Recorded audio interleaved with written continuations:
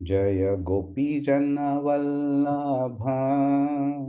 गिरिवरधारी। जय गोपीजनवल्लभ गिरिवरधारी। यशोदानंदन व्रज जनरंजन। यशोदानंदन व्रज जनरंजन। यमुना तीरावनचारी। यमुना तीरावनचारी। जय राधा माधव जय कुंज बिहारी। हरे कृष्णा कृष्णा कृष्णा हरे हरे, हरे राम राम राम हरे हरे। हरे कृष्णा कृष्णा कृष्णा हरे हरे, हरे राम राम राम हरे हरे। जय राधा श्याम सुंदर राधा श्याम सुंदर राधे। जय कृष्ण बलराम कृष्ण बलराम। जय कृष्ण बलराम। जय Gaura Nitai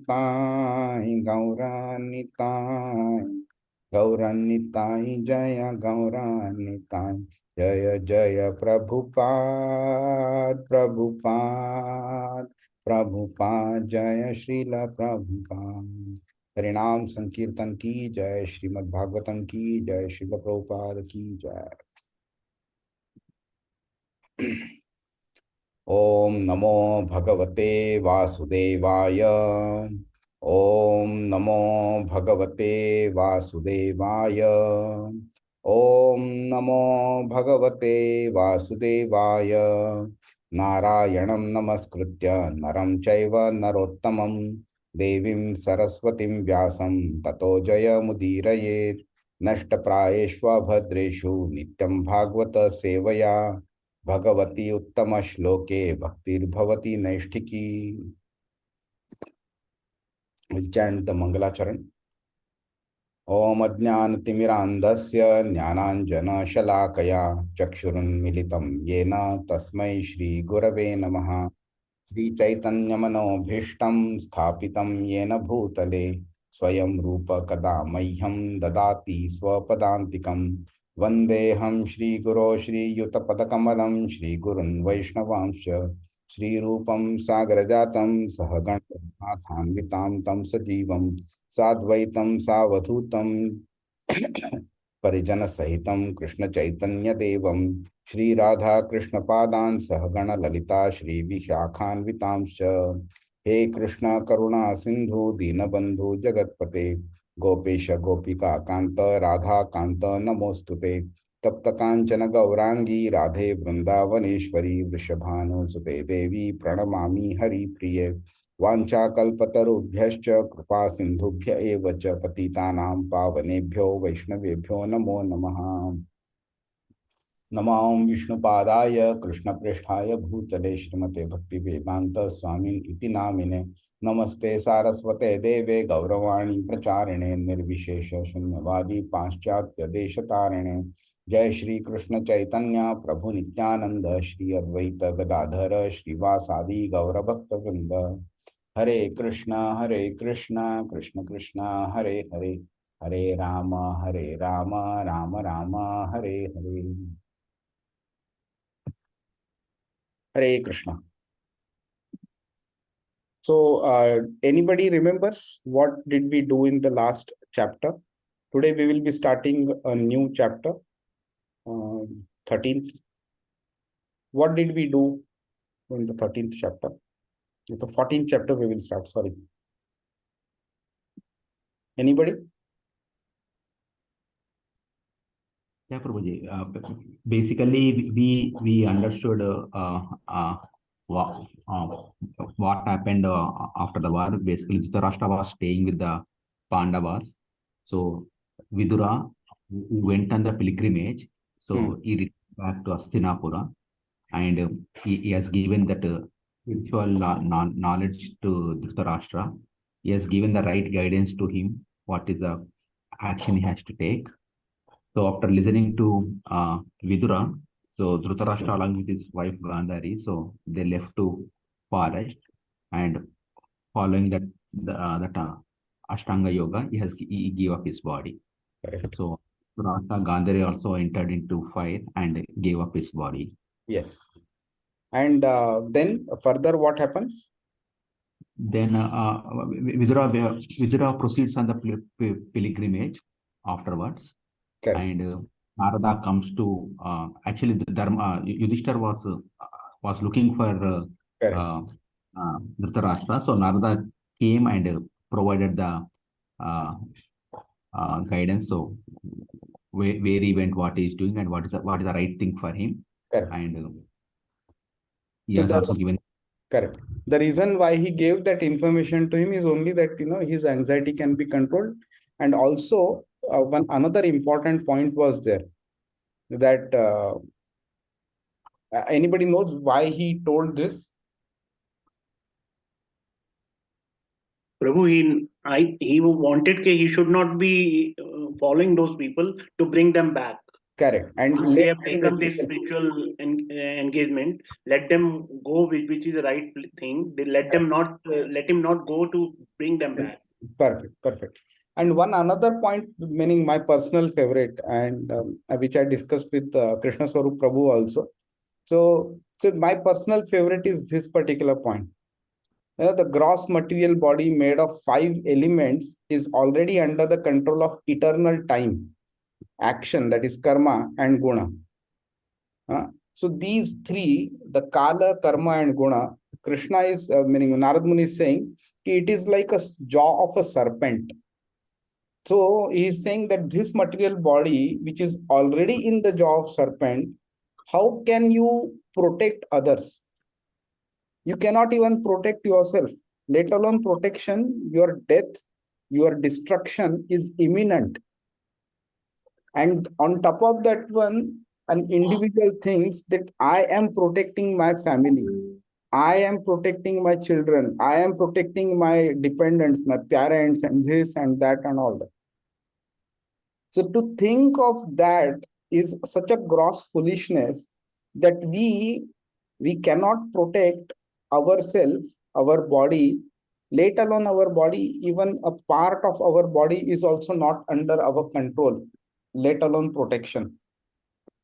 And we think that we are protecting somebody else. This is my personal favorite. So it actually gives us the correct perspective of where we stand and what is it basically in our control. Very nice.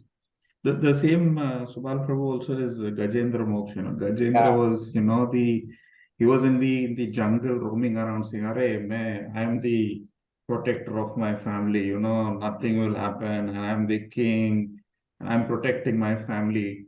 The same instant, the same stuff. When he got stuck, then, all that family protection, all that happens around him, nothing will happen. This is all, again, goes, yeah. Very true. Very true. Gajendra Moksha is a very good example, actually. Yeah. Great. So then now, basically, we start off with the 14th chapter. Yeah. So does anybody remember why this whole subject is being talked about? See, the Vidur has not revealed that he didn't find Krishna there when he was there. He intentionally kept this information secret. So now, as per sequence, this comes ke Bhagwan disappeared from the scene, and how it has happened. I think that is the logic. Okay, but prior to that, if you remember, there was one question that Parikshit Maharaj asked. Okay, why was Parikshit saved and why was Parikshit eager to hear Bhagavatam? That was a question that was asked by, I think, Shaunak Rishi, not Parikshit Maharaj, sorry, Shaunak Rishi asked this question. Why was Bhagavatam spoken to Parikshit? Sort kind of question was there. To link that question with all these events, all these chapters are being spoken. So if you go in a sequence, you will see that Parikshit is saved within the womb. Okay, that's why. And why was he saved? Because Drona, Ashwathama fired Brahmastra. So that's why this chapter talks about that. Now, because he did that, and that's why Krishna entered, that's why Uttara requested Krishna to save Parikshit. That's why Krishna entered the womb and saved Parikshit. That's why Parikshit was able to see somebody with yellow clothes and a crown and various ornaments and all that, such a person. And then after saving, then Queen Kunti again thanks Krishna, and that's why her prayers are there. Okay. Now, the link of all these events until Bhagavatam being spoken is now being talked about. So Bhishmadev acknowledging Krishna, Yudhishthir getting Upadesh from Bhishmadev, all this happens. Then the work at Hastinapur is completed. Now Krishna is ready to leave Dwarka. Okay. Then Dwarka related incidents are happening. Okay. At the other end, Parikshit Maharaj, meaning why this is important of Dwarka, because then that links with chapter 14 also with his disappearance. Okay. Then at the other end, in parallel, Parikshit Maharaj is born. Then his upbringing and all that was talked about, meaning the future was talked about. Yudhishthir Maharaj and all that, all the Pandavas retire. Okay. So for that, Dhritarashtra and Kunti and Gandhari had to leave. Vidur had to leave. So then Yudhishthir and all that are left alone. At a certain point of time, as Narad Muni had told Yudhishthir that you also should retire timely, then the Pandavas also retire. Okay. That's why then when Parikshit Maharaj becomes the king, okay, or he is crowned as the king, and then these people leave. Okay. Now Parikshit Maharaj has got all of this as under his control, being the king. Okay. And now Kali will start entering. The Kali has to enter. Kali Yuga has to start. So for that, Kali has to enter. For that, Krishna has to leave. Kali, and until the time Krishna had his feet on the earth, Kali could not absolutely do anything. He had advented, because the end of one yuga and the start of another yuga can overlap with each other by a certain amount of time. Okay. But the positives of the previous yuga will have more value over the negatives of the next yuga.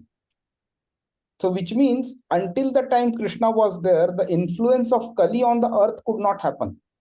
For that, Krishna had to depart. And that's why this disappearance of Lord Krishna, this current chapter 14, which we will start now, is being talked about. Now, when Krishna departs, Kali Yuga starts exerting its influence. In parallel, Parikshit is growing. Okay, he is becoming elder, bigger. And he's taking up individually, he is handling the affairs as a king. Okay. So now that is when chapter 16 comes into picture, that Parikshit and Kali confront each other and the dialogue happens between them, which is a beautiful dialogue. Then Kali gets his punishment. Kali gets a kind of a consolation, which is also called as reward also. And then Parikshit gets the curse from the Brahman boy one particular day. That is when that curse, to make use of the best use of the 7 days, that's why he reaches out to various people to understand what should one do in those 7 days. And when he doesn't get satisfactory answer, then he comes across Shukadev Goswami. That is when Bhagavatam is inquired about and then spoken about it.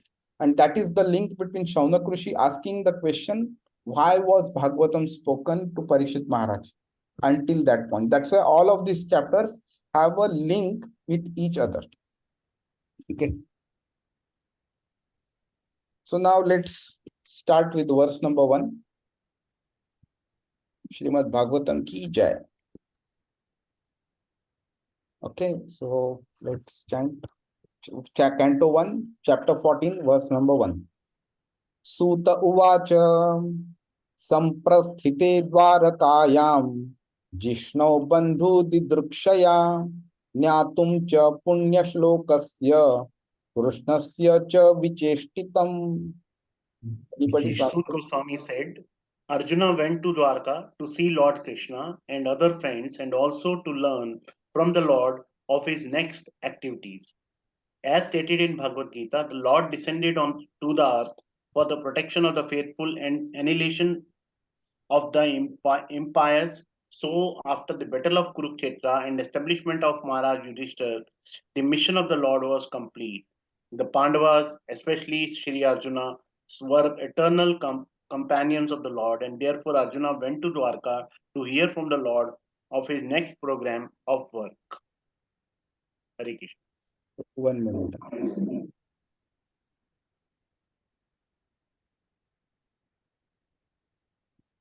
Sorry.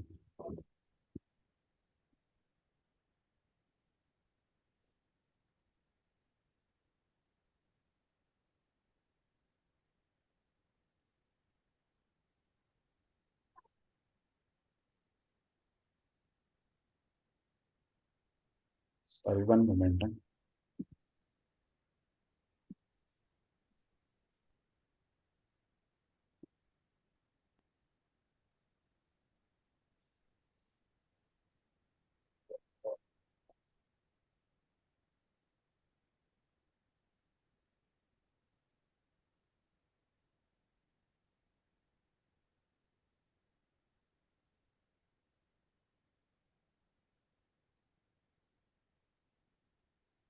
I made some notes. I'm just searching for that.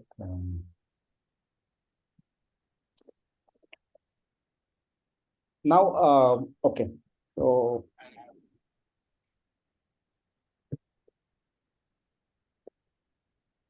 So, after Krishna returned to Dwarka, so Yudhishthir wanted to basically know what is the plan of the Lord. And one of the reasons why he wanted to know was because Narad Muni had told him already about the summary of the Lord's activities, that the Lord will also disappear, he will go back, which he obviously didn't want to happen. So he wanted basically Arjun to see whether it is actually going to happen or some or the other way, whether it can be delayed or not. If you remember, when the Lord desired to leave for Dwarka, Yudhishthira had requested him to stay back for a few months, which he actually did. So he cancelled his plan. And then finally, the Lord, again, after a few months, he made the plan and he went. So similarly, the devotee never wants the Lord to go out of his sight. And a pure devotee like Yudhishthir, who is knowledgeable and intelligent also, will also try and make some of the other mechanisms by which he can delay the Lord's departure. So by Arjun going over there, he would also ensure that, he spends time with Krishna, Krishna spends time with him, and his departure gets delayed. And plus, he comes to know about what activities the Lord has in the plan now, the remaining activities. Now, Prabhupada fantastically links this with 4.7 and 4.8. Anybody remembers which verse is being talked about here of Bhagavad Gita? Those are the famous verses which yada yada hi dharmasya glanin bhavati bharat abhyusthanam dharmasya tadatmat sujaya paritranam sadhunam vinashaya cha dushtakam dharma samsthapanaye sambhavami yuge. Dharma samsthapanarthaya sambhavami yuge yuge. So there are three primary activities. I would say more than primary, they are external activities for which the Lord appears. There are internal reasons why the Lord appears. Internal reasons are generally revealed in confidential scriptures. Okay, like for example, when Chaitanya Mahaprabhu came here, The internal reason was because Advaita Acharya, who is incarnation of Mahavishnu, who is Mahavishnu himself, actually, he called out in a very prayerful mood. So to honor that prayer, Krishna came in the form of Chaitanya Mahaprabhu. So although the need for Mahaprabhu's advent was there, and Mahaprabhu himself could see, okay, but as Bhagavatam states that the Lord is Swarat, the Lord is independent. The Lord is not dependent on something to happen so that some action can be taken. He is not dependent on anything. He is not dependent on the what do you say? But the external circumstances. But still, he honors the prayers of the devotees. Okay.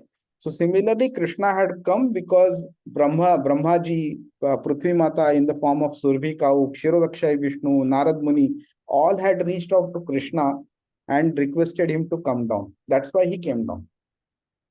And that was the internal reason. Now, when he comes, obviously he carries out activities, right? When he says in Bhagavad Gita, 3rd chapter, 22, verse number, Name parthasti kartavyam trishu lokeshu kinchana, nana vaptam avaptavyam varta evacha karmani. Name parthasti kartavyam. There is no activity for me. There is no prescribed activity for me.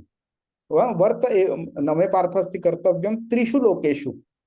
In all the three worlds, there is absolutely nothing which is prescribed for me to do. Nobody can prescribe him. No? Who Krishna is asamordhva. Krishna is nobody is equal, nobody is superior to Krishna. So who can prescribe to Krishna that you are supposed to do this? But despite that, he does. And he says, Nana vaptam avaptavyam. There is nothing that I do not have, and there is the thing that I want to possess.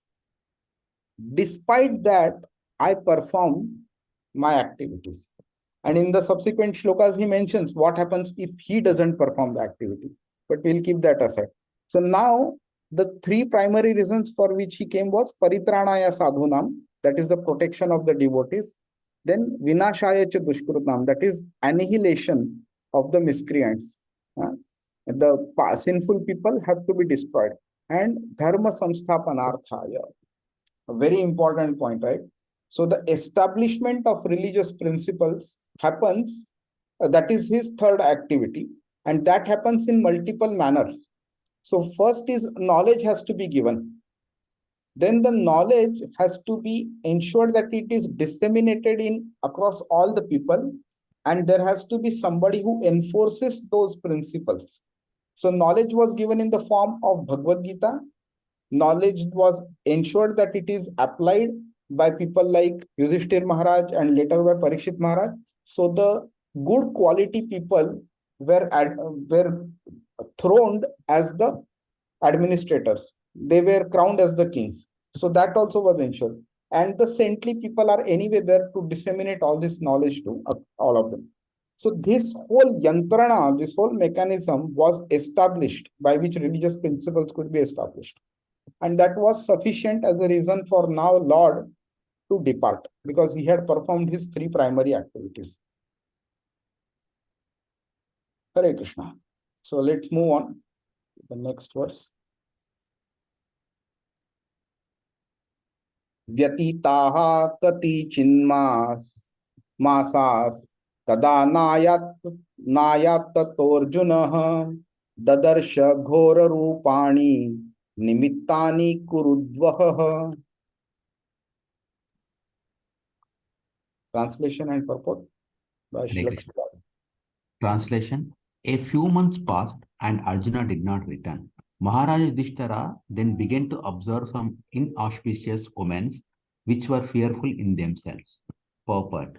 Lord Sri Krishna, the Supreme Personality of Godhead, is ad infinitum, more powerful than the most powerful sun of our experience. Millions and billions of suns are created by him and annihilated by him within his one breathing period. In the material world, the sun is considered to be the source of all productivity and material energy, and only due to the sun can we have the necessities of life. Therefore, during the personal presence of the Lord on the earth, All paraphernalia for our peace and prosperity, especially religion and knowledge, were in full display because of the Lord's presence, just as there is full flood of light in the presence of the glowing sun. Maharaja Yudhishthira observed some disappearances in his kingdom, and therefore he became very anxious about Arjuna, who was long absent. And there was also no news about Dwaraka well-being. He suspected the disappearance of Lord Krishna, otherwise there would have been no possibility of fearful omens. Jai Srila Prabhupada. Jai Shri Prabhu. Thank you, Prabhu. So now, from this verse onwards, for I think another 3-4 verses, Yudhishthir starts observing some omens. Omens are basically signs, indications of what is going to happen. Generally, omen is used in terms of negative events that are going to happen. Okay. So there was a meaning movie also, an English movie called Omen, which was about ghosts and all that. So omen, because it has a negative connotation. That's why here also the word omen is appropriate, because all that Maharaj Yudhishthir observes is something, meaning from a material perspective also it is a negative thing, and the cause of that is also negative, which is basically Lord Krishna's departure. Lord Krishna's departure for people like us cannot be considered as positive, right? Because he being in front of us and being able to serve, especially people, devotees like Yudhishthir, would definitely love his presence in front of them, rather than his departure. So now these inauspicious omens, they indicate that certain negative things are going to happen. Okay. Now, when the signs are observed, okay, the signs which indicate something, we should understand that these are not superstitions. Okay. So one thing actually I wanted to highlight in today's class is there are people who are unable to link these indications with the actual events. And today's people do not have sufficient knowledge also, neither they have the patience to do that analysis or study the Shastras or get Margadarshan from Guru to understand it, by which they will be able to prove it also. And because this link cannot be established, that's why it is being termed as superstition. Okay. There are certain things which are outside the Shastra, okay, which have come more from traditions, but not necessarily from knowledge, because of which it has actually become a practice, a tradition. But it's not necessarily as part of Shastra, it can be considered as an indication. So we will do that in the next few verses, but I'll try to highlight one incident here. So Prabhupada used to tell that in Bengal, there is a tradition to keep a basket on a cat and keep her in the home, and not let her move out of the basket during a wedding ceremony. So if that is done, then the wedding goes smoothly. Otherwise, some or the other obstruction may come up. This is the thought process. Prabhupada said that this is nonsense. It is superstition. And he gave the actual reason behind the superstition getting generated. He said that there was a family who had a wedding ceremony planned in their house, and they had a cat also, which had become a kind of nuisance, because the cat wasn't used to so many people coming into their house. And because the cat was used to only the family members, the cat used to roam around within the house. But when so many family members, being a wedding house, so many family members came in, the cat became very fearful and it used to run helter-skelter around the whole house. And then it used to cause trouble. Something will fall, something will become scared, she will put her hand somewhere, and all that troubles used to happen. because of which the cat, her actions become a nuisance to the family members. Now, the head of the family thought that if she continues to behave in this manner, it will cause problems on the day of the wedding. So that's why that lady and that person, they put a basket on her head so that she does not move out of the basket and she does not cause any problems to the wedding.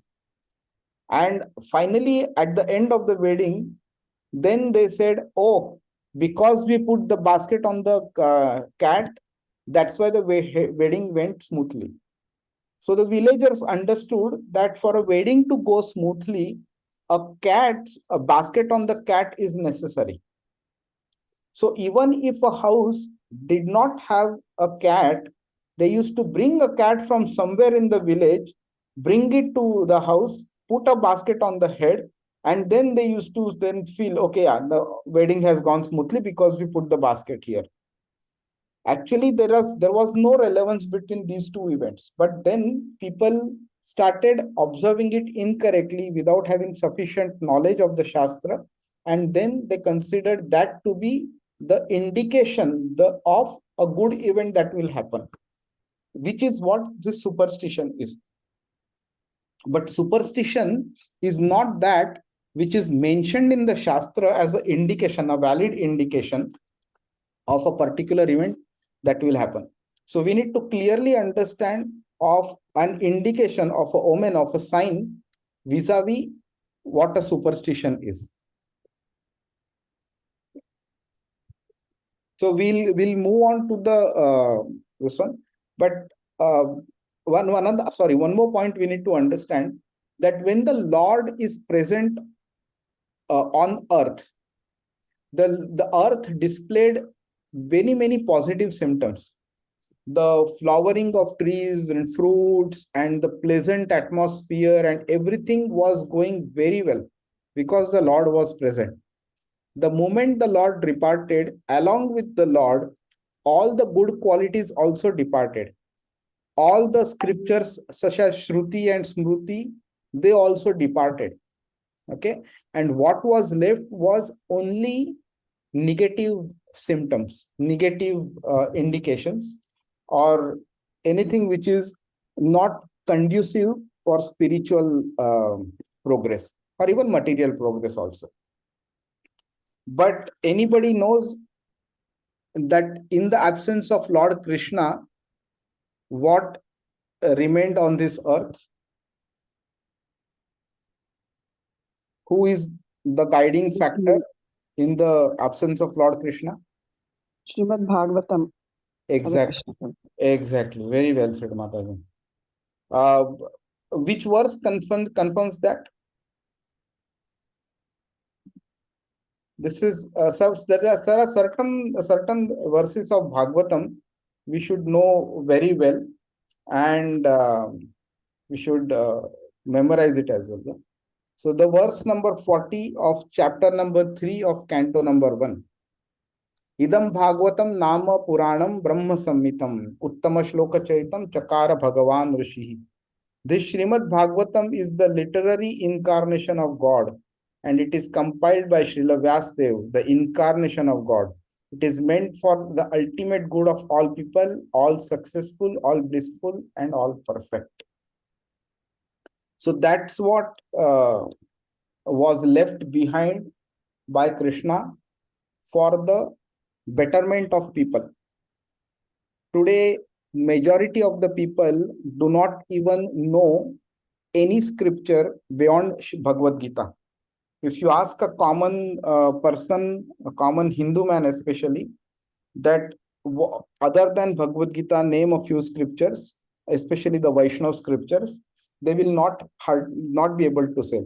Let alone Bhagavad Gita. There was a survey done by some people, and they captured those questions and answers on a video uploaded on YouTube also. You can go watch also. This was done on college going kids. Okay. And some of them were asked, who was Draupadi's husband? The answer came as Ravan. Okay. then quite a few questions which have absolutely no relevance, the answer has no relevance. Such kind of answers were given. So you can imagine Ravan being called as a husband of Draupadi. These were the questions, answers given. So such people, if they were to know anything about Bhagavad Gita, that is like a big bonus. Meaning very difficult to imagine kind of answers these are to be expected from them.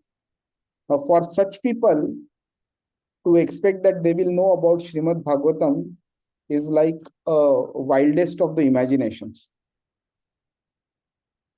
But we are fortunate that we have landed up in a situation that where we are studying Bhagavatam, we have studied Bhagavad Gita, we are on the right track. Hare Krishna. Let's move on to verse number 3. Kalasya cha gatim raudram viparyastar tu dharminaha papi yasim drunam vartam krodha lobhan mrutatmanam. Translation. He saw that the direction of eternal time had changed, and this was very fearful. There were disruptions in the seasonal regularities. People in general had become very greedy, angry, and deceitful. And he saw that they were adopting foul means of livelihood. Purport. When civilization is disconnected from the loving relation of the Supreme Personality of Godhead, symptoms like changes of the seasonal regulations, foul means of livelihood, greed, anger, fraudulence becomes rampant. The change of the seasonal regulations refer to one's season's atmosphere becoming manifest in the other season. For example, the rainy seasons being transferred to autumn, or the fructification of the fruits and flower from one season to another season. A godless man in invariably greedy, angry, and fraudulent. Such a man can earn his livelihood by any means, black or white. During the region of Maharaj Yudhishthir, all the above symptoms were conspicuous by their absence, but Maharaj Yudhishthir was astonished to experience even a slight change in the godly atmosphere of his kingdom, and at once he suspected that the disappearance of the Lord. Foul means of livelihood implies deviation from one's occupational duty. There are prescribed duties for everyone, such as Brahmana, Kshatriya, Vaishyas, and Shudra. But anyone who deviates from his prescribed duties and declares another duty to be his own is following a foul and improper duty. A man becomes too greedy for wealth and power when he has no higher objective in life, and when he thinks that his earthly life of a few years is all in all. Ignorance is the cause of all anomalies in human society, and to remove this ignorance, especially in the age of degradation, the powerful sun is there to distribute the light in the shape of Srimad Bhagavatam. Thank you, Prabhu.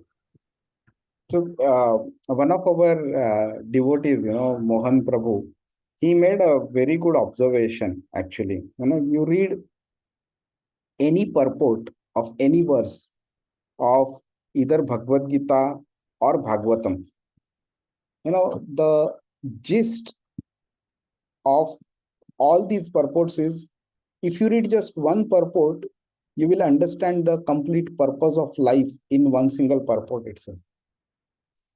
And in these purports, Prabhupada does write about the problem and the solution.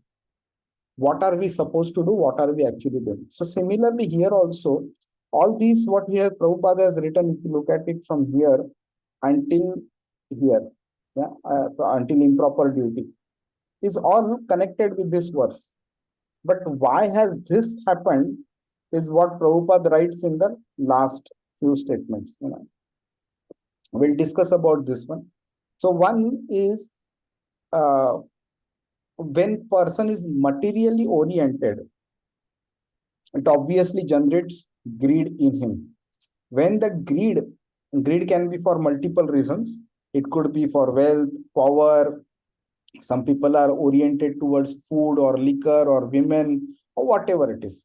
In some way or the other, it is a material greed. That material greed comes because there is no spiritual knowledge. That spiritual knowledge, because it lacks, that's why there is no spiritual objective. Because there is no spiritual objective, he thinks material life is all in all. There is nothing more than achieving something in the material life. Now you take various people. You take either politicians, or you take sports stars, or you take movie people, or anybody, any normal material person. If you think, ask them what is the purpose of their life, and they will give you an answer which is oriented towards material purposes. They will say, okay, I am working here. I am working as a manager. I want to become vice president, or I want to raise my children, give them good education, and then retire and enjoy life. Or college going children will say, "Arey, life is too short, enjoy karo." Correct? Anything and everything about their purposes is material. You would hardly find a person who will say, "No, I want to devote my life for Krishna." All these people, their objective is not higher than any other material objective. It's only because they lack spiritual awareness, spiritual knowledge. And that is why Prabhupada is saying here that they lack spiritual knowledge because avidya, ignorance, is overshadowing them and their knowledge. So you have a knowledge, which Prabhupada mentions that we are the servants of Krishna, and that love for Krishna is present in each and every living entity. But in majority of the people, it is in a dormant state. So something exists, like take a bank account, right? We have a bank account in a certain bank, but it is not operated upon for years and years. What does the bank do? It will convert the status of that account to dormant state, which means it is existing but not operative. Similarly, the love for Krishna exists in the heart of every living entity, but it is in a dormant state, not being utilized, not being, bothered about its existence also. In such a scenario, when this is in a dormant state, our knowledge orients only towards matter. And that is because avidya, that is ignorance, overshadows our spiritual knowledge and keeps us aside. When the ignorance takes control of all our knowledge and of all our activities and all our thoughts and words and actions, then what happens? Anything and everything we do is only oriented towards matter. And this causes only disturbance to the human society. And then automatically you will only see degradation happening. And this is precisely what Yudhishthir was observing here, that the knowledge, or basically the symptoms of spiritual orientation, are reducing day by day, and material improper qualities are increasing day by day. And this was being displayed by people in terms of their actions, and what those actions were, then that is being described, some of them in this verse and few of them in the subsequent verses.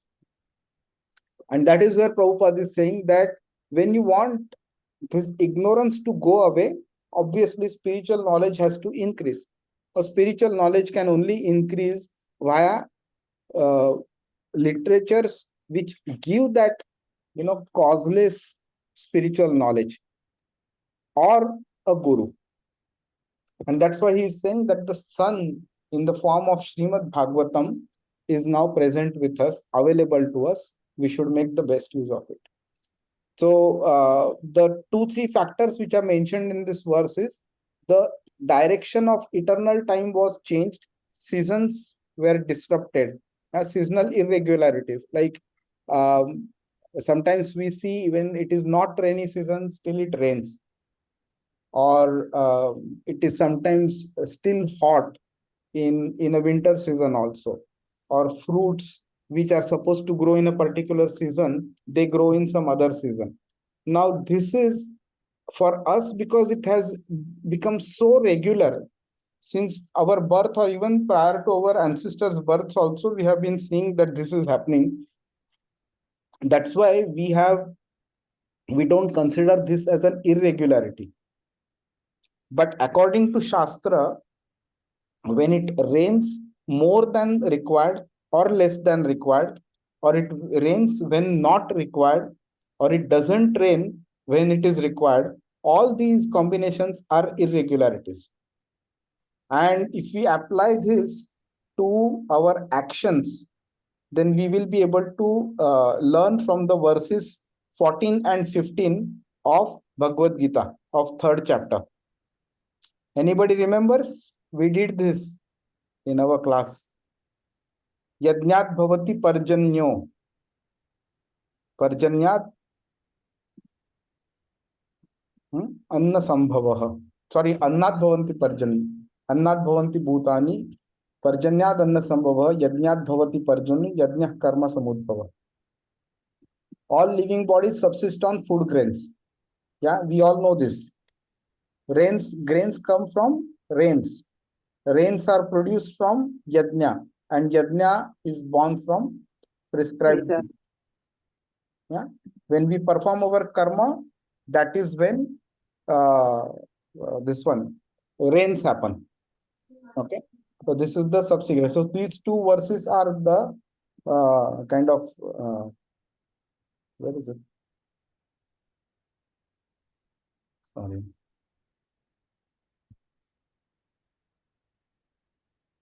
Yeah. So these two verses link your thoughts with your actions with the material activities, and the seasons and the prakriti and its behavior, and then it finally links it with Vedas and the Supreme Lord, and then connects it backwards. Okay. So now point. Prabhu, how you will define the change in the direction of eternal time? That is because of the postponement of the seasons, or it means something else? So Prabhu, the eternal time the direction of eternal time had changed doesn't mean that the time has started going backwards. It is basically that the people, instead of performing the spiritual activities, have started going backwards in terms of their adhogati and their material activities. Okay. So it is more to do with the actions of the people than the physical direction of time. Okay. So now the point we were trying to talk about is your actions are actually causing disturbances in the nature. So we think that the climate change is happening. We think that because of producing plastic and because of not adhering to the rules of nature and its equilibrium, that is why climate change is happening. But Srimad Bhagavatam clearly tells us that the reason for that is our actions. If we start performing bhakti or at least pious activities which are as prescribed in the Shastra, we will not see this climate change and something like that. The Hima Parvat, the snow, was there in the form of various glaciers 5,000 years back also. It has started melting now because human beings are degrading. Now what happens is you have subtle things and you have physical gross things. Okay, the Shastra and our acharyas and our parampara were very knowledgeable to understand the impact of your subtle things on the gross things. It is people like us who do not have that in-depth knowledge because of which we cannot link subtle with this one, with the gross. So today also, when because of emotions, our tears start coming and start flowing from our eyes, we cannot establish a equation, a kind of a physical relation which can be scientifically proved every now and then. Okay, that's why we think that these emotions have caused tears, but there is still no proof within that. So emotions are subtle, tears are gross, but we still cannot prove why this actually happens. What is it that happens? What is it that is caused by the mind, which is subtle, onto something in our body, which is physical, that causes the tears to happen? That still nobody knows. But our acharyas knew very well that if your actions are incorrect, or if your thoughts are incorrect, your actions will be incorrect. Your actions will cause impact onto the material equilibrium, and rains and all that will be impacted. Unnecessary excessive heat or rainfall will be there, which is going to cause an impact on nature, and which is what will cause climate change kind of activities. But we are not that knowledgeable. We are unable to relate these subtle and gross with each other, because of which when we speak in this manner based on the Shastra, we are termed as fools, because we ourselves are fools. We are unable to prove it. But the Shastra or the Acharyas were very knowledgeable. Unfortunately, we don't have that knowledge. But the Shastra very clearly states this. We are unable to, speak about it, prove it basically. Okay. Jimma prayam vyavahrutam shathyamishram cha saurudham pitrumatru surudbhratrum surudbhratru dampatinam cha kalkanam. Translation and purport. Hare Krishna. Translation: all ordinary transactions and dealings became polluted with cheating, even between friends, and in familial affairs. There was always misunderstanding between fathers, mothers, and sons, between well-wishers and between brothers. Even between husband and wife, there was always strain and quarrel. Purport: a conditioned living being is endowed with 4 principles of malpractice, namely errors, insanity, inability, and cheating. There are signs of imperfection, and out of the 4, the propensity to cheat others is most prominent. And this cheating practice is there in the conditioned souls because the conditioned souls are primarily in the material world, imbued with an unnatural desire to lord it over the material world. A living being in his pure state is not conditioned by the laws, because in his pure state he is conscious that a living being is eternally subservient to the Supreme Being, and thus it is always good for him to remain subservient, instead of falsely trying to lord it over the property of the Supreme Lord. In the conditioned state, the living being is not satisfied even if he actually becomes a lord of all that he surveys, which never becomes. And therefore, he becomes the victim of all kinds of cheating, even with his nearest and most intimate relations. In such an unsatisfactory state of affairs, there is no harmony even between father and sons or between husband and wife. But all these contending difficulties can be mitigated by one process, and that is the devotional service of the Lord. The world hypocrisy can be checked only by counteraction through devotional service of the Lord and nothing else. Maharaja Yudhishthira, having observed the disparities, conjectured the disappearance of the Lord from the earth. Jai Srila Prabhupada. Amazing, amazing purport, So you saw we were talking about every purport, giving the summary of the purpose of human life. What is the problem there? What is the solution there? The same thing you can see in this verse also. Yeah. So why does a person cheat? He has that propensity. That propensity of malpractice is there. And when he cheats, why does he cheat? Because he is unsatisfied. He is not satisfied with whatever he has. Even if he becomes the lord of all his surveys, anything and everything that comes in our jurisdiction, Okay, whether it could be in the form of seeing it or hearing about it or whatever it is, anything that comes to us, even if we become the lord of it, we still remain unsatisfied.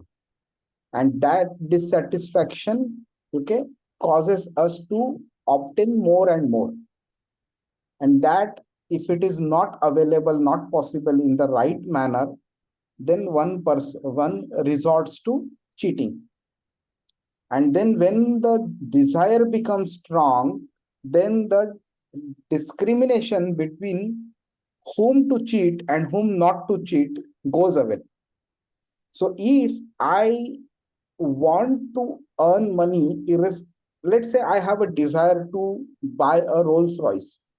Okay, 1 million, 2 million dirhams are required for that.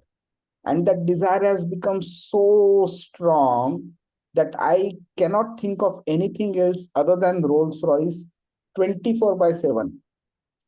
Now, that desire will not let me sit patiently. It will constantly force me to think about methods by which I can earn more and more money to the extent of millions of dirhams. Now, in a legal, rightful manner, I may not be able to earn that. So obviously, the thought of doing something which is incorrect, inappropriate, illegal will come to my mind. And that will involve cheating people. Now, this cheating, I wouldn't mind doing it. Why? Because I have a desire to fulfill. And if this cheating of others, the non-family members, people who are not in my family, if I can cheat them and earn the money, okay, I will not mind. And if I cannot earn by cheating others, then I wouldn't mind cheating my family members. And which is what this particular verse is talking about. Even normal transactions and dealings have been polluted by cheating. Why? Because the material desires have become strong. Okay. And these material desires have arisen because, again, linking back, the life of that person is now the spiritual activity, spiritual knowledge, inclination to anything spiritual has started gradually decreasing. Material necessities or material attractions, attachments are becoming more and more stronger. Spiritual attractions are becoming weaker. Now, this is only going to cause more and more problems. Yeah. Today, we are still lucky that we can still see some authority of administration over the society. We can still see that governments still go by truth, rules, okay? Although to a certain extent it has started degrading, but you can still see a good amount of it is still existing. I will talk about this if time permits, about what is expected to happen going forward, okay? Especially 9,500 years later. It's very important for us to know that, so that we will be cautioned of how to utilize this human life in a better manner. So now what Prabhupada says, that when you remain unsatisfied, your propensity of cheating has given rise to various incorrect actions. Okay. You will never have harmony even between your father and son. Okay. Or husband and wife. Why? Because the basis of that relationship is now broken. It has been replaced by something which is material. That I want to remain the son of my father only for the reason that I will be able to get money from him, even if it is via the means of cheating. Now he is saying this is the problem, but there is a solution. Solution is to be able to perform devotional service to the Lord. Now, at this time, Prabhupada is mentioning this at a summary level, but the underlying part is first to be able to walk on the path of devotional service to the Lord. One should know that we are a soul, we are not the body. Only then we will question about why do I get bodies? Why did this thing happen to me? What is karma? Why is this karma coming to me? What is karma phala? Then we will start understanding about our previous life, next life, reincarnation, and then we will question, why am I getting bodies after bodies? Then the question of the Lord comes in picture. Then the question of, why do I serve the Lord? How do I serve the Lord? That will come into picture, after which we will start entering into the phase of devotional service. And that is what Prabhupada is stating here, that you can counteract these material propensities only via devotional service. Yeah. There is another point that we need to understand, that counteracting material desires with more material desires can never be the solution. Which means, let's say I have a problem, a material situation, because of which I do some kind of yajna. Okay, that yajna may I ask for more and more wealth and more status, more pride, more societal symbols and everything, like wealth and power and fame and prestige and all that. Now, these are again material. They cannot address your current material problem. Even if they do, it will be temporary. And after this temporary phase is gone, it will create more problems to you. And to address those problems, you may do 4 more material pious activities. So, but that will not help you. So you have performed one papa in your previous life. That karma phala of that pap activity is coming to you today. And to eradicate that, you are doing one punya karma. That punya karma is going to come to you tomorrow. That punya karma will bring that phala, and that phala will create more meaning, a situation by which you will be inclined to perform papa, because the mentality behind which you have committed the papa is not going away. So the first pap activity which you did, at that time you had a certain mentality because you did pap, that has not gone away. So your pap is now being counteracted by punya, and that punya will give you more avenues, more mechanisms by which you can utilize the same mentality and perform more pap. So Prabhupada is saying here that you cannot counteract material problems with material solutions. You have to counteract material problems with spiritual solutions only. If you are drowning in an ocean which is 10,000 feet deep, if another person is swimming, he cannot help you, he cannot save you from drowning. You have to have a person who is above the sea, somebody who is coming from the helicopter with a ladder, and you will be able to go up. Somebody who is already in the ocean cannot save you. So if you have a material problem, solution cannot be material, it has to be spiritual only.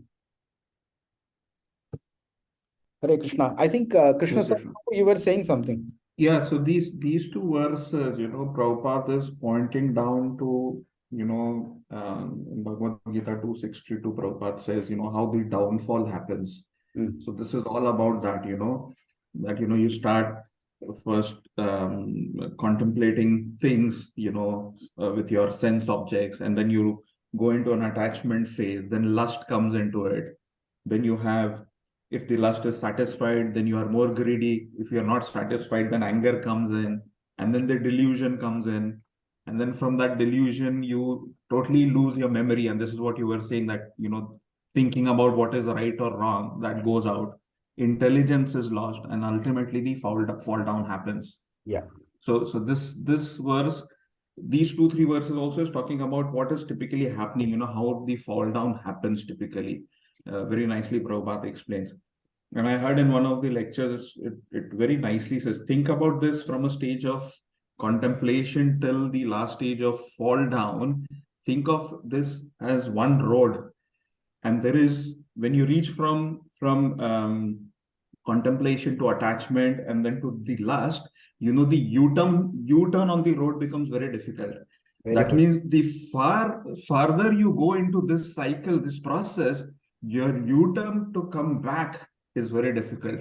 So the early you recognize this, the early you do your spiritual activities and turn back, you will be able to come back. Otherwise, it's very difficult to come back. Fantastic. Very good. Very nice point. Thank you so much, Prabhu. Very nicely explained. Hare Krishna. Hare Krishna. So I'll need to go a bit fast. We have only 20 odd minutes left, 4 more verses to cover. So fifth verse, Nimittani atyarishthani kale tvanugate nrunam lobhadya dharma prakrutim društvo vachanujam nrupaha. In course of time, it came to pass that people in general became accustomed to greed, anger, pride, etc. Maharaj Yudhishthir, observing all these omens, spoke to his younger brother. Such a pious king as Maharaj Yudhishthir at once became perturbed when there were such inhuman symptoms as greed, anger, irreligiosity, and hypocrisy rampant in the society. It appears from his statement, from this it appears from this statement that all these symptoms of degraded society were unknown to the people of that time, and it was astonishing for them to have experienced them with the advent of the Kali Yuga or the age of coral.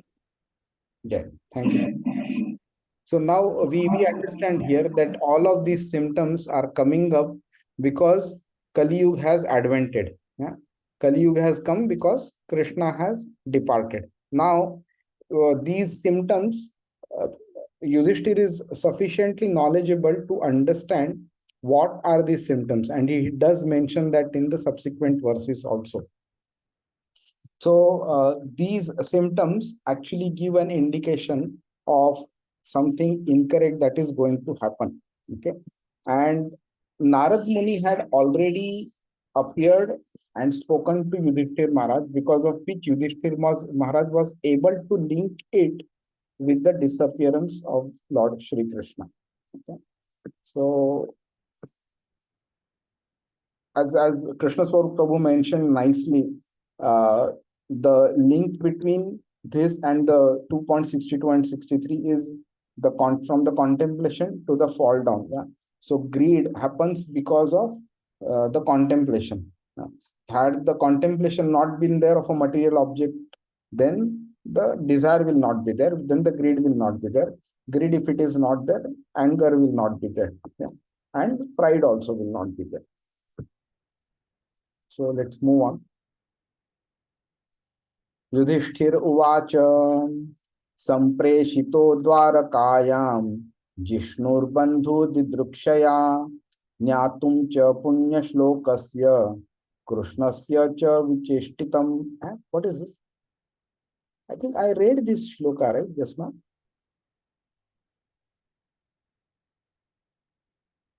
Okay, I don't know. Somehow I felt I read this just now. No. Okay. Okay. So translation, there is no purport here. Who's reading? Okay. Translation. Maharaj Yudhishthir said to his younger brother Bhimasena, I sent Arjun to Dwarka to meet his friends and to learn from the personality of Godhead Krishna of his program of work.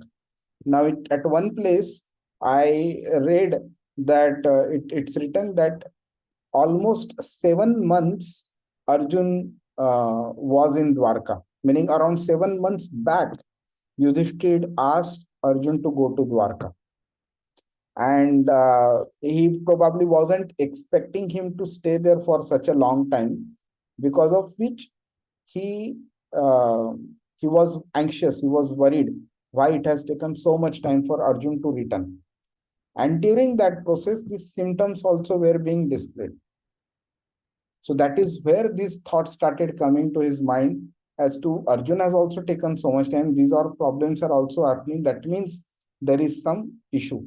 And could that issue be that the Lord has departed? Okay.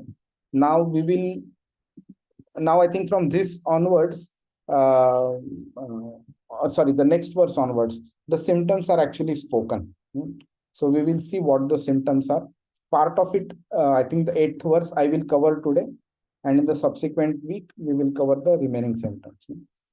Gata saptadhuna masa Bhimsen तवानुजः नायाति कस्य वा हेतोर नाहं वेदे दमज्जसा दमंजसा sorry not damanjasa translation.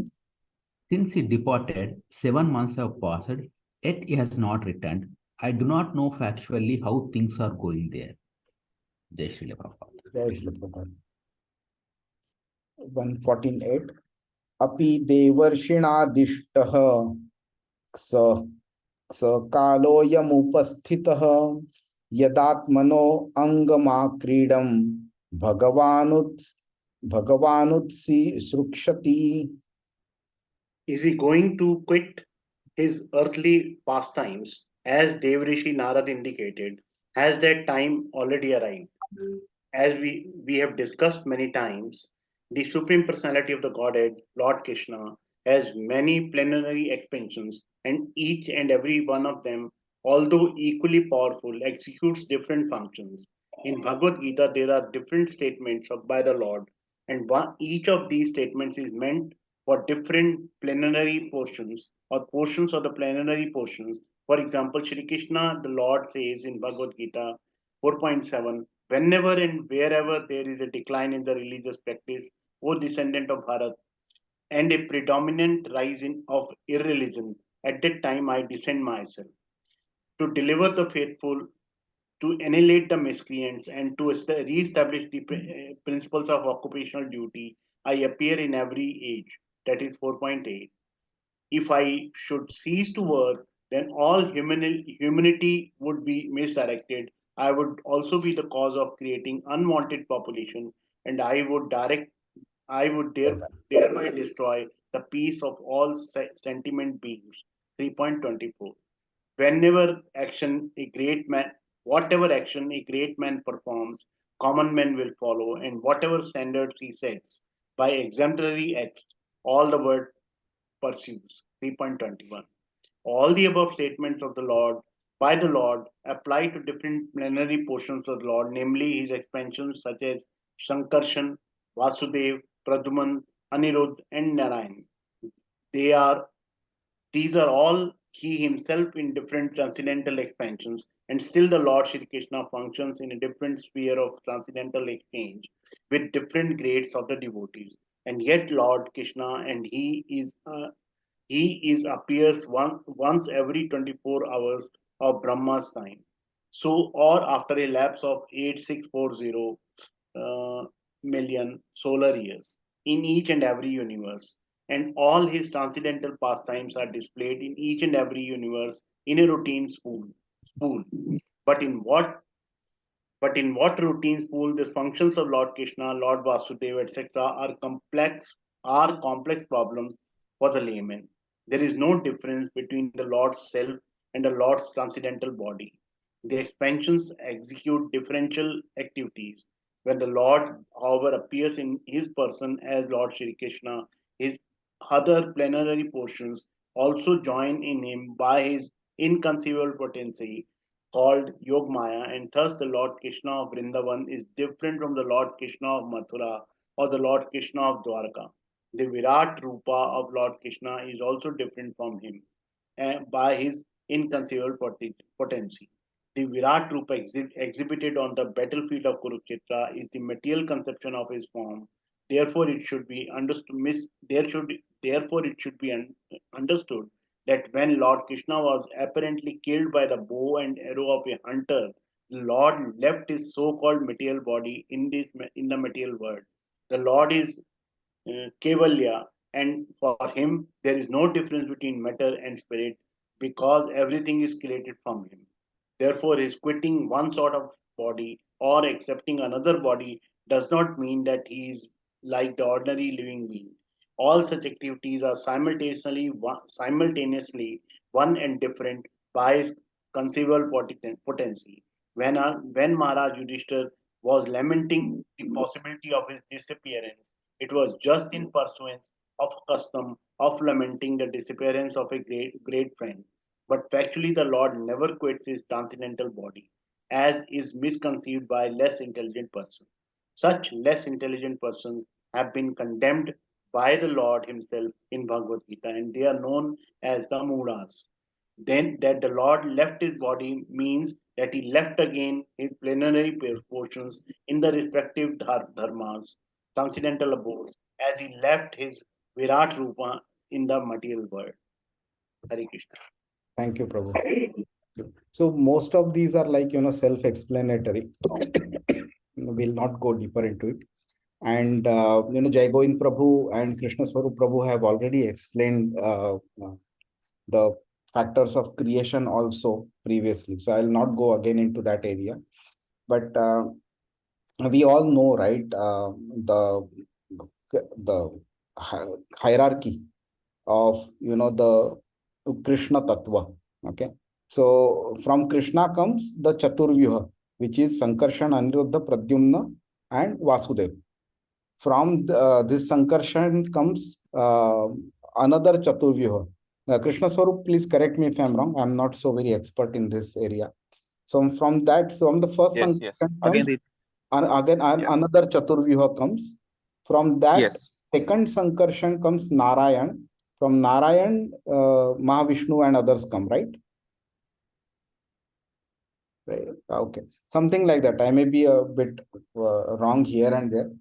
And from Mahavishnu, then Garbhodakshay Vishnu, then Kshirodakshay Vishnu, and all of these then come further, right? So it is kind of, majority of the people think that Krishna is an avatar of Vishnu. That means Vishnu is the origin, Krishna is avatar of Vishnu. But that is not the correct statement. Shastra tells us something different. Shastra tells us that Krishna is the origin, Vishnu is a portion of Krishna. And you will see Prabhupada writing this in many different portions, places. Plenary portion or portions of the plenary portion. So it is Amsha or an Amsha of Amsha, Kala or Amsha.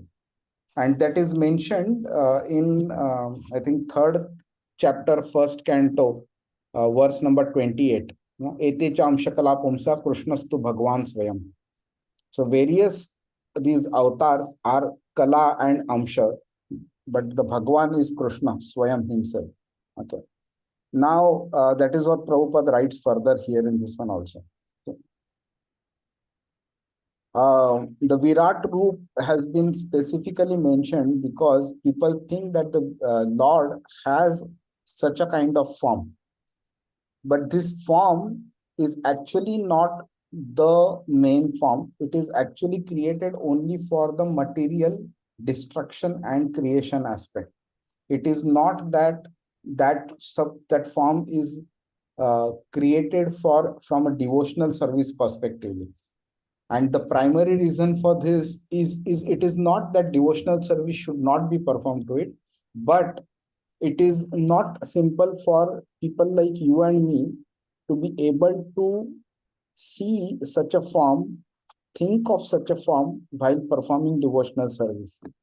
If a person like Arjun, despite very well knowing that it is Krishna who is displaying this form, despite that, if a person like Arjun can become fearful after seeing this form, and because of which he asked Krishna to display his other Chatur Bhuja form, then you can imagine what will happen when people like us see that form or think of that form. Okay, that is where the Sham Sundar Roop comes in picture. And I'll just connect this with Bhagavad Gita. You may already have seen at the start of 12th chapter, Arjun asks one question. Evam satata yuktaye bhaktastvam paryupasate ye chapyaksharam avyaktam tesham ke yoga vittamaha. He is asking, okay, let's read that translation.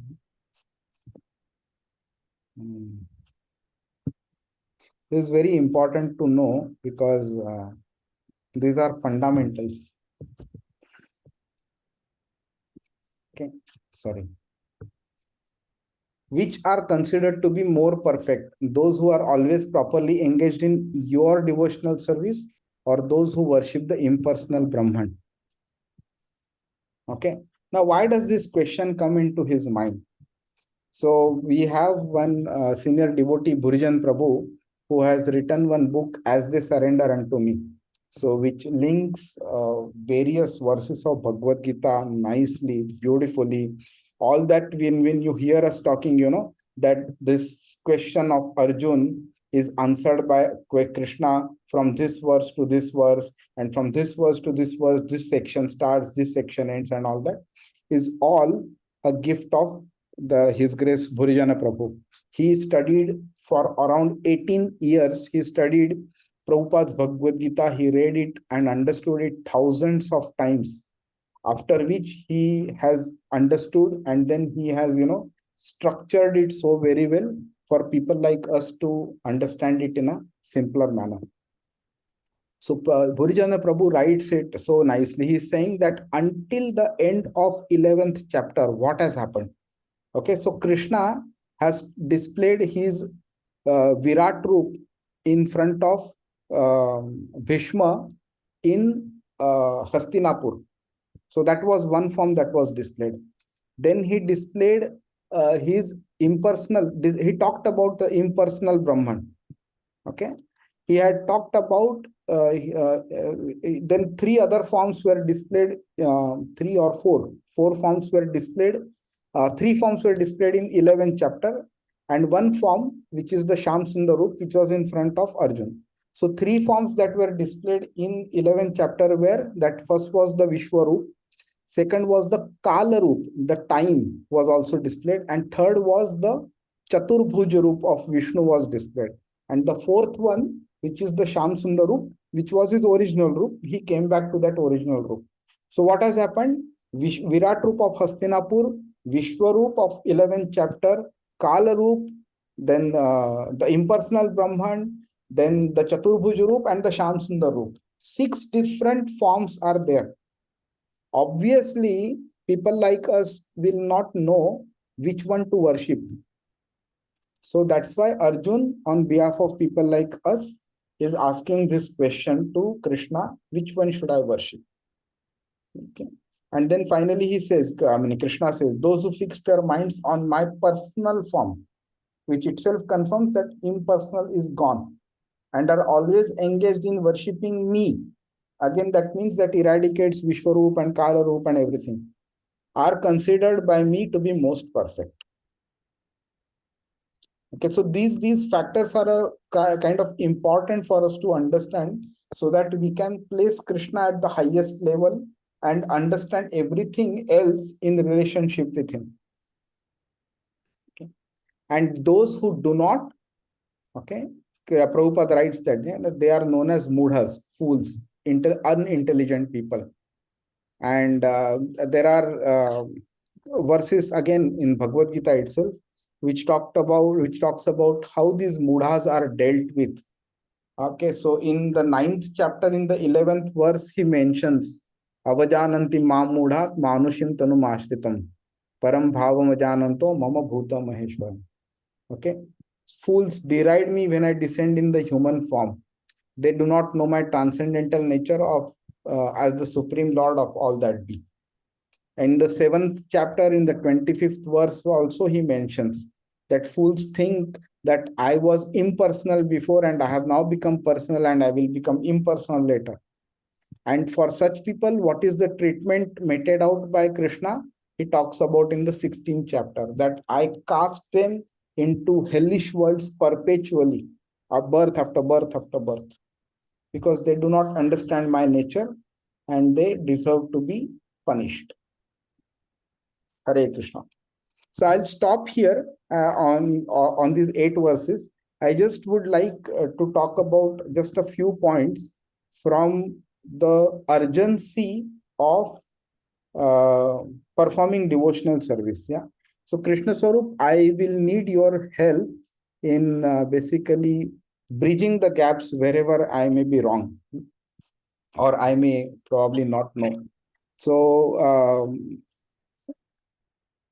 Mahaprabhu, when he advented, which was almost 525 years back, okay, after he performed many pastimes, and if I'm not wrong, It is basically towards the end of his avatar. He mentioned and he gave some prophecy stating that for 10,000 years, okay, this will be the golden period of Kali Yuga. Of these 10,000, around 500 years have elapsed, and 9,500 years are remaining. Okay, and uh,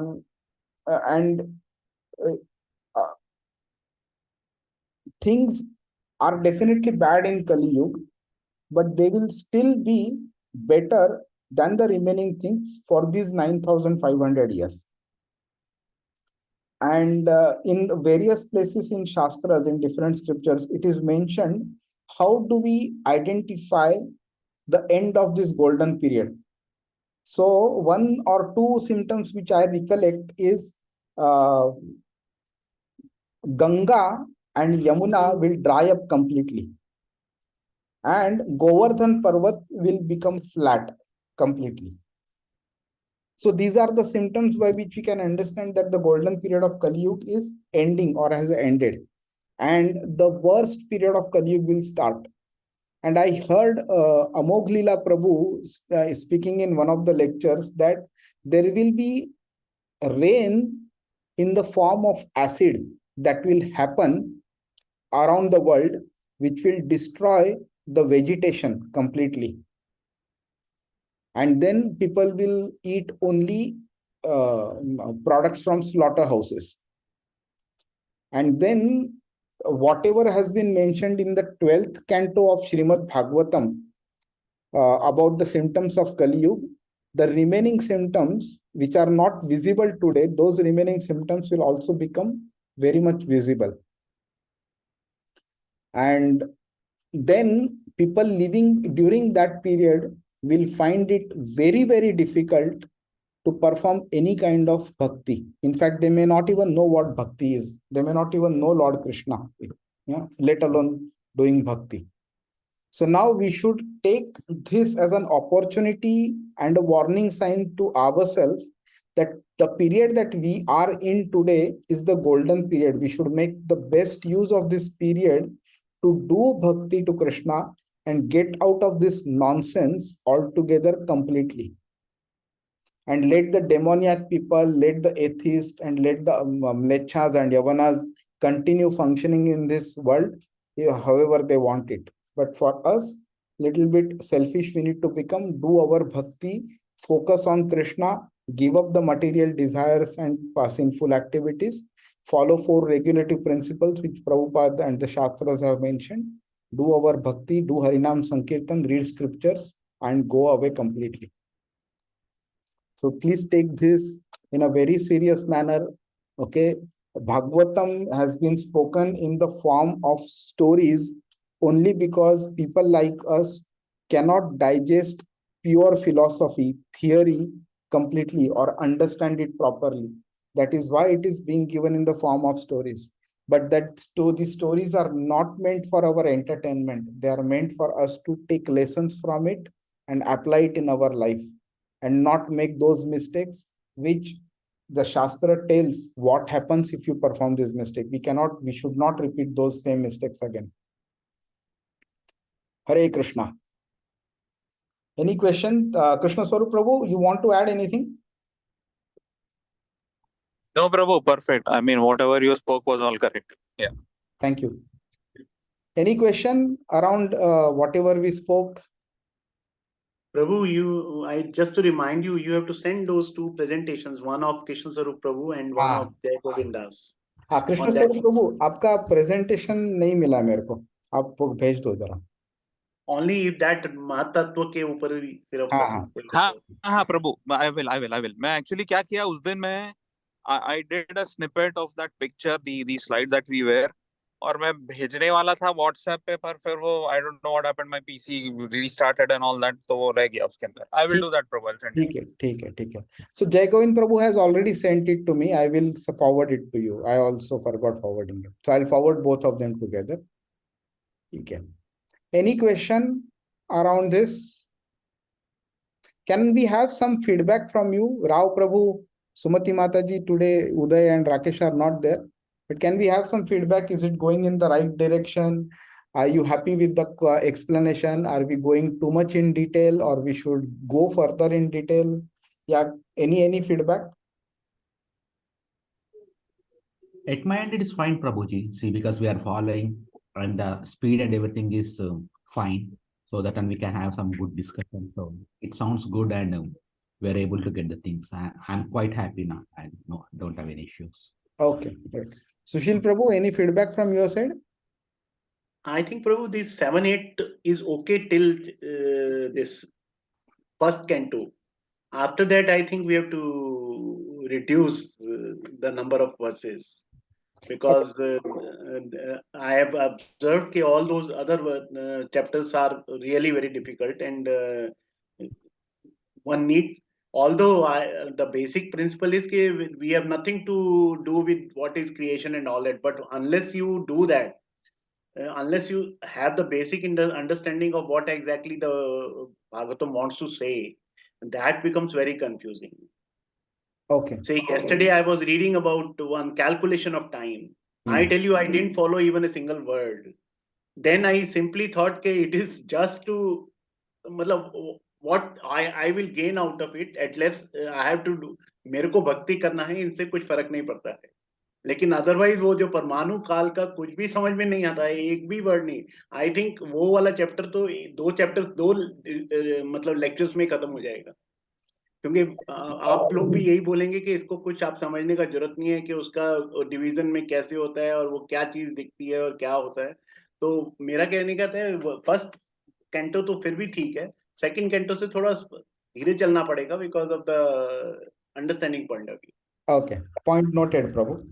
Then the Bhagavatam starts from Sukdev Swami.